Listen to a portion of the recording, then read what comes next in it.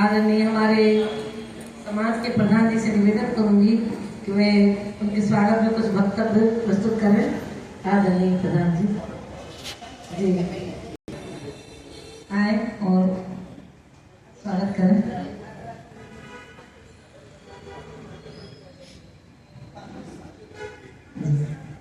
मैं भी स्वागत करना चाहूँगी।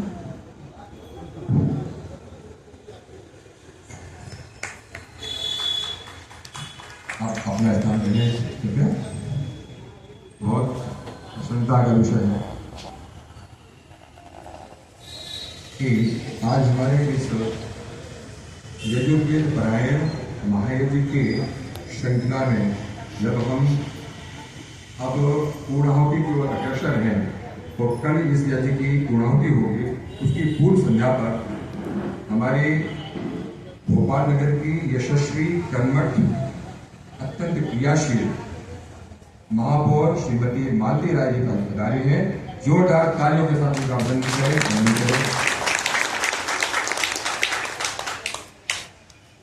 मैं थोड़ी संक्षिप्त जानकारी देना चाहता हूँ इस कार्यक्रम के बारे में। यह 10 अगस्त को हमारे यहाँ श्रावणी उपाकर्म होता है। इसके पहले श्रावण माह में पूरा 1 महीने तक विभिन्न परिवारों में जाकर हमारे जो वैदिक पुरोहित हैं श्री जयवीर शास्त्री जी, उन्होंने घर घर जाकर यज्ञ करवाया। तो उसके उपरांत रक्षाबंधन के दूसरे दिन से जो हमारा श्रावणी उपाकर्म का कार्यक्रम होता है 1 सप्ताह का, उसमें यजुर्वेद पारायण यज्ञ और वेद प्रचार सप्ताह के रूप में हम उसको मना रहे हैं। प्रातःकाल 8:30 बजे से 10:30 बजे तक यज्ञ चलता है।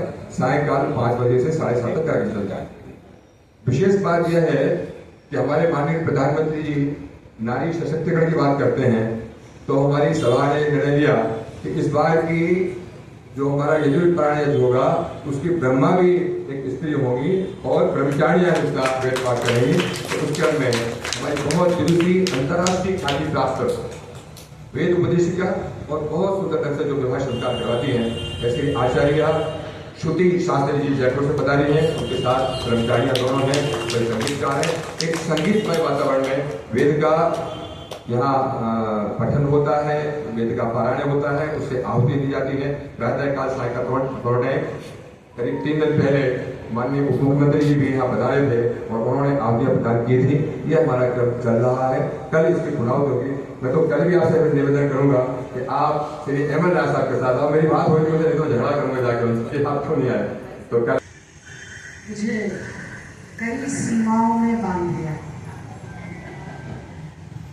लेकिन मुझे यहाँ आकर गरिमा की अनुभूति हो रही है कि आपने प्रमुख जिजमान बनाकर, आचार्य बनाकर, ब्रह्म आचार्य बनाकर हमारी दीदी को बुलाया। श्रुति दीदी का मैं भोपाल के महापौर होने के नाते स्वागत बंदन अभिनंदन करती हूँ और आपकी जो दोनों दीदियाँ आई हैं उनका भी मैं स्वागत बंदन अभिनंदन करती हूँ।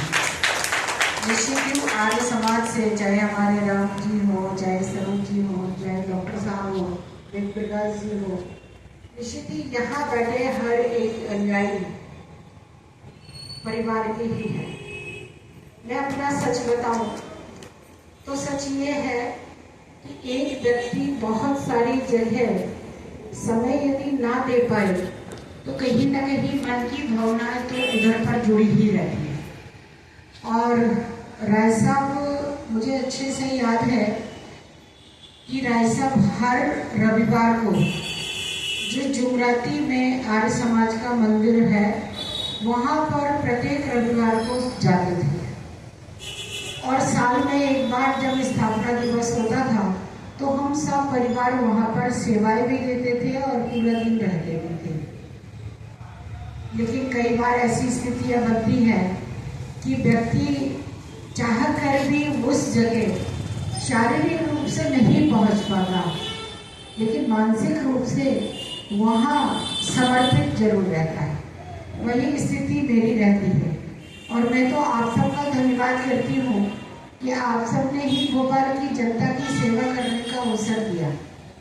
आज रामबाई ने 3 बार फोन आए और तीनों बार मुझे इतना अपने आप मन में गिल्टी फील हो रहा था कि ये बार बार मुझे फोन कर रहे हैं और मैं पहुंच नहीं पा रही। लेकिन मैं बताना चाहती हूँ कि मैं सुबह से निकली थी और निकल के आज जन्माष्टमी के कई मंदिरों में कार्यक्रम है और अभी भी लगभग कई मंदिरों में मुझे जाना है। अपेक्षा सभी की रहती है और भोपाल की दूरी भी इतनी है, सभी अपेक्षा रखते हैं कि 10 मिनट का टाइम दिया, लेकिन आने जाने में वो 10 मिनट का 3 गुना हो जाता है कि रास्ते में आधा घंटा लग जाता है और आपके मंदिर में या किसी भी स्थान में 10 मिनट का ही समय दे पाते हैं। तो लेकिन मेरी भावनाएं सभी के साथ हैं। निश्चित ही आर्य समाज का जो आज हवन हो रहा है उसमें मेरा मन की भावनाओं से, जितने आपने जो कार्यक्रम किया है 10 अगस्त से, मेरी 10 अगस्त से रोज मेरे कार्यक्रम में डलता था और मैं भगवान को प्रणाम करके, यज्ञपिंड को प्रणाम करके और एक बार सोची रहती थी कि प्रयास करूंगी कि आज पहुंच पाऊं। मैं शारीरिक रूप से नहीं पहुंच पाई, लेकिन मेरी मन की स्थिति रोज आपके मंदिर में और इस हवन में आहुतियां देने के लिए सम्मिलित रहती थी। तो